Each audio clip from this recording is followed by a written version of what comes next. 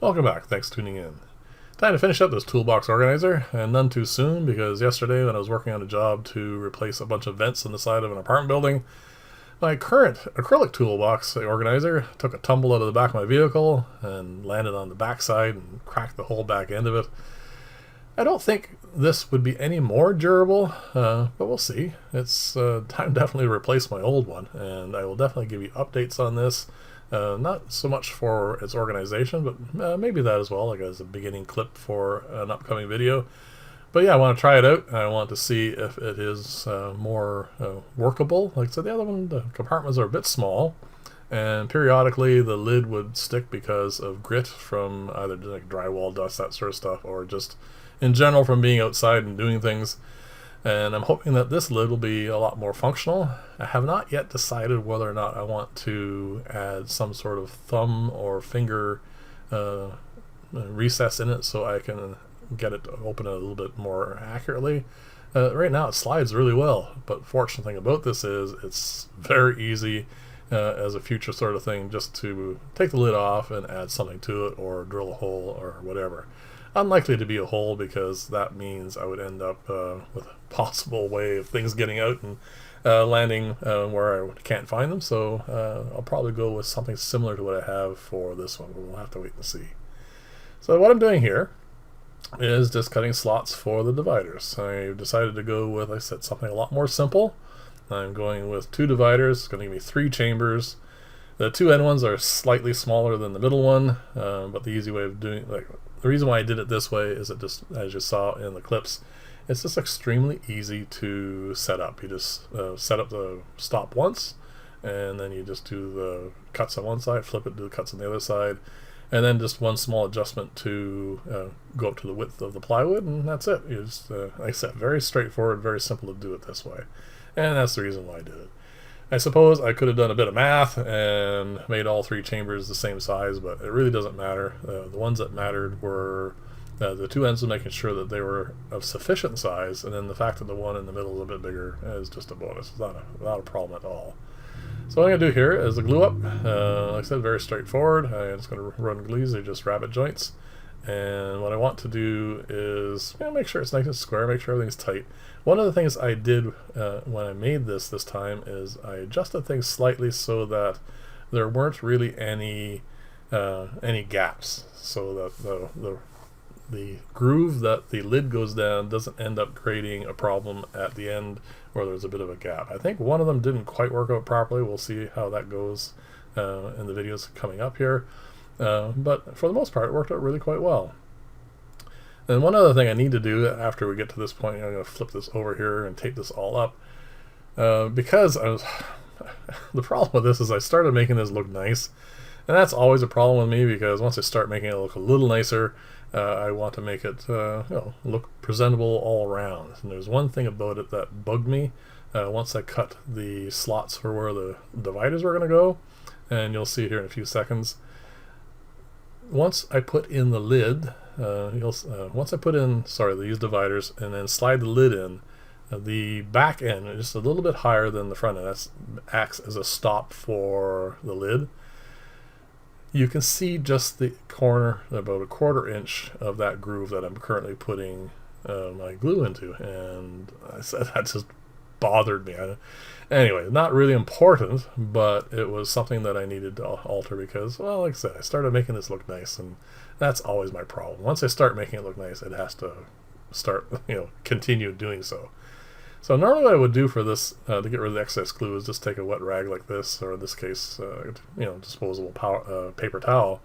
But lately I've been doing this. I took a popsicle stick, which is my usual spreader, and I find this really works a lot better. It gets into the corners quite nicely, as you can see here, and I can get rid of all the excess glue, and it is very smooth and easy. I don't have to do anywhere near as much sanding when I do it that way, which is a bonus as far as I'm concerned. So it's been taped up. I'm going to pull all the tape off here, give you a quick look at it. I think this is the one that has a bit of a gap in one of the pieces in the bottom. And to tell you the truth, I'm not entirely sure I ended up filling that. But anyway, it turned out pretty good. I like this. You can see right there plainly the thing I was talking about. those are the two little grooves that I don't like. But fortunately, it is a very easy fix. So we're going to get to that here in a second. As you can see here, I haven't sanded anything yet. And you can see a little bit of glue there, especially on the right-hand side where my thumb is. That's all going to get sanded off, of course. And there's the two bit of gaps. Those are the two I didn't quite measure properly. And like I said, I'm not sure I filled them. I did do some filling on this, but very, very little, because for the most part, it worked out really quite well. So what I'm going to do now is I'm going to cut, well, 4 little pieces for those little gaps. But first, it's just going to quickly cut the acrylic for the lid.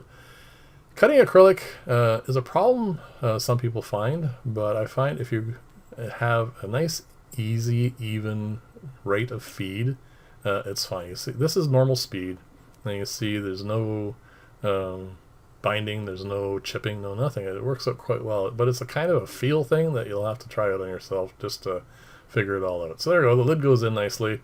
That lid still needs to be sanded, because I want to, when you cut acrylic on a table saw like this, the corners are really quite sharp, and if you don't quite get it going in straight the first time, it can bind a bit. So if I round those over just a little bit, it prevents all that. So here are the little pieces. These are little pegs. I'm going to cut these, well, 4 of them all together. Just going to glue them in here like this, and then of course let that set, and then sand them down. Or sorry, first cut them off, because I look a little stupid with it hanging up this high. So I'm going to glue these in. Let it set overnight. Yeah, because I think when I did this, I had another project I had to work on for work, and then they got left for a day. So yeah, I think it did actually have a good chance to dry and set properly. So this is very easy. Just going to set this in here, and then going to take a flush cut saw. Actually, I didn't end up using a flush cut saw. It was a Japanese pull saw that I ended up getting. There were some sales that happened quite some time ago now, but I think it was Cyber Monday or something like that, and I ended up getting a few, well, really cheap items because of the sale, and I ended up getting one of these. It's just a little thing. I do have a flush cut saw, which is probably a little bit better for this job, but I want to try it out. So problem is, when you get new tools, you want to try them out. So anyway, I'm going to cut this off here, and it works really quite well. I mean, it's poplar, so it's not quite as hard as oak or anything along those lines, but it is technically a hardwood, and it cuts through really quite nicely. The other thing I need to do is so that cuts it off flush there. What I need to do now is flip it around once I cut the tops off, and I need to cut this flush here.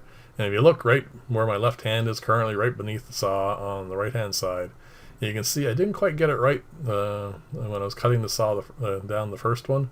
This one I did manage to get proper, but after sanding, yeah, all that sort of no problem at all. It goes away. So there you go. That's just a simple matter of popping the end off, snapping where the glue is, and then yeah, a lot of sanding needs to happen here, but not as much as some of the other projects I've built.